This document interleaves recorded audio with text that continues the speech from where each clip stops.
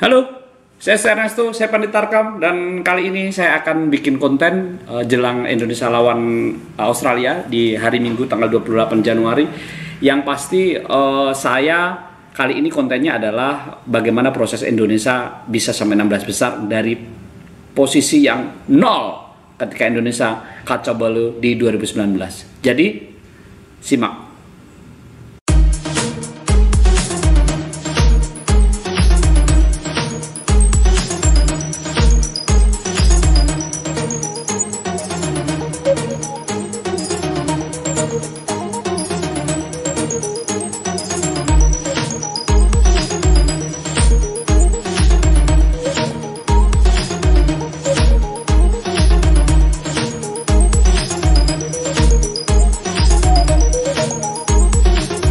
Oke, Indonesia hancur lebur ikut kualifikasi Piala Dunia 2022 dan Piala Asia 2023 di fase awal. Memang Indonesia langsung ke second round waktu itu, tetapi Indonesia hancur lebur. Indonesia itu hancur lebur ketika kita tidak pernah menang dari ada beberapa pertandingan yang harus kita lewati. Bahkan kita bersama 3 negara Asia Tenggara kita hancur lebur di 2 negara Asia Tenggara di grup Indonesia. Dan yang saya coba review itu dimulai perjuangan kita sampai ke 16 besar Piala Asia 2003 ini dari tanggal, kita lihat dulu, saya jadi saksi soalnya ketika kita memulai tanggal 5 September 2019, pelatihnya masih Simon McManamy, dan kita kalah 2-3 di Gelora Bung Karno. Kala itu Soumaré, pemain naturalisasi Malaysia, yang membuat Indonesia harus gigit jari cetak 2 gol, dan juga Syafiq Ahmad. Sedang Indonesia waktu itu cetak pemain kelahiran Brazil, Beto. Setelah itu Indonesia menjamu Thailand dan kalah telak 0-3 di tempat yang sama. Supacok Sarasat 2 gol dan Teraton Bunmatan via penalti 1 gol. Itu Simon McManamy dihajar kanan kiri. Kekalahan itu membuat Indonesia makin berat di kualifikasi di 2019 itu. Kemudian Indonesia bertandang untuk pertama kali pada 10 Oktober 2019 dan kalah 5-0 dari Uni Emirat Arab. Kemudian Indonesia kalah 1-3 dari Vietnam di Bali 15 Oktober 2019. Hancurlah Indonesia dengan kekalahan itu. Kemudian memasuki putaran kedua, Indonesia dijamu Malaysia, dan saya kebetulan ke sana dengan istri saya. Indonesia kalah 0-2 dari 2 gol Safawi Rashid. Indonesia waktu itu bermain di Bukit Jalil tanggal 19 November 2019. Kemudian Indonesia dapat 1 poin akhirnya ketika dijamu oleh Thailand di Dubai, karena memang pertandingan ini dilangsungkan di 2021 ditempatkan dalam satu tempat karena memang sudah masuk ke fase pandemi sejak 2020, Maret 2020. Jadi Indonesia main di Dubai dan Indonesia imbang 2-2. Nah, ini mulai dilatih Sintayong. Ketika Indonesia kalah dari dari Malaysia 0-2 itu, Indonesia dilatih oleh caretaker waktu itu, kalau tidak salah Mas Yayan Tumena ya, dibantu coach Joko Susilo dan pelatih kiper Alan Nafiluddin.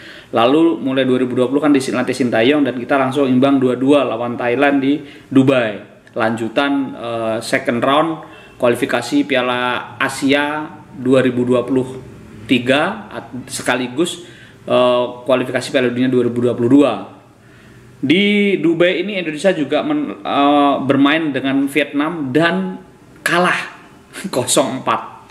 Akhirnya tentunya Indonesia menjadi juru kunci di grup ini. Di grup, saya coba cek ya, di grup G nilainya hanya 1, sekali seri 7 kali kalah, minus 22 gol, hanya cetak 5 gol dan kebobolan 27. Akhirnya Indonesia berada di ujung tanduk. Tetapi alhamdulillahnya Indonesia masih lebih baik dari beberapa tim yang bisa maju ke third round, tetapi via playoff. Jadi Indonesia itu di ranking 3 terbaik yang bisa maju ke third round dan maju ke playoff itu berada di posisi keempat.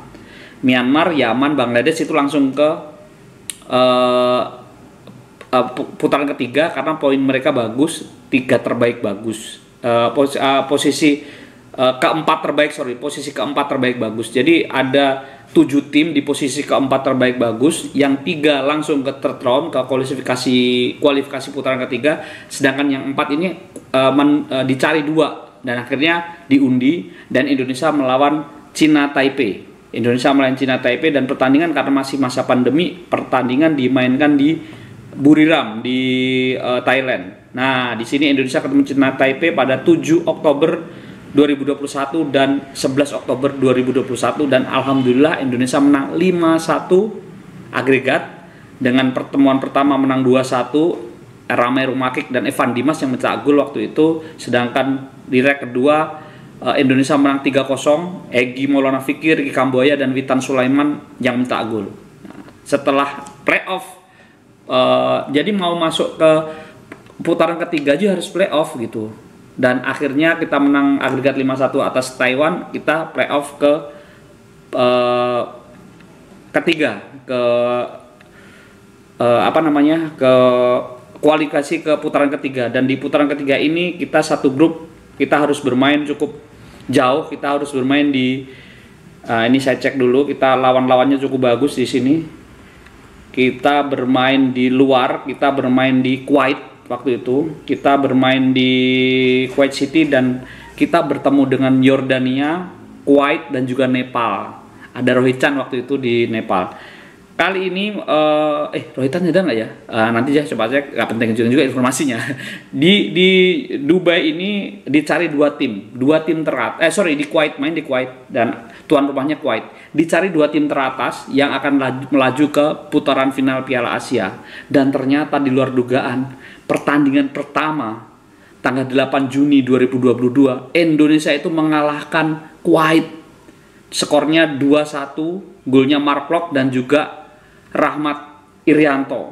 Lalu di pertandingan kedua Indonesia kalah 0-1 dari Yordania, tetapi di pertandingan ketiga Indonesia menang 7-0 melawan Nepal, walaupun Jordan juga mengalahkan Kuwait waktu itu 3-0, tapi Indonesia akhirnya menjadi peringkat kedua, dan gol-gol itu dicetak oleh Dimas Derajat, Fahrudin Arianto, Sadil Ramdhani, Elkan Bagot dan juga Marcelino Ferdinand, serta 2 gol dari Witan Sulaiman.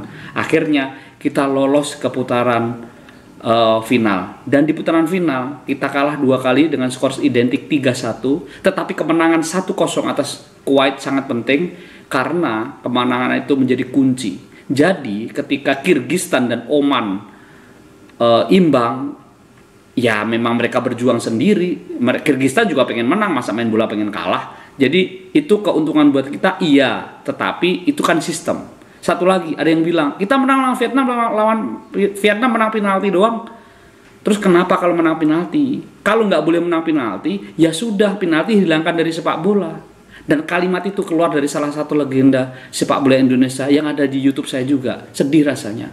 Ayolah hargai perjuangan para pemain Indonesia ini, semuanya menghargai dari level bawah sampai level atas. Mari kita dukung Indonesia. Apapun hasilnya lawan Australia, kebanggaan itu tetap selalu ada. Oke, let's go Garuda. Terima kasih.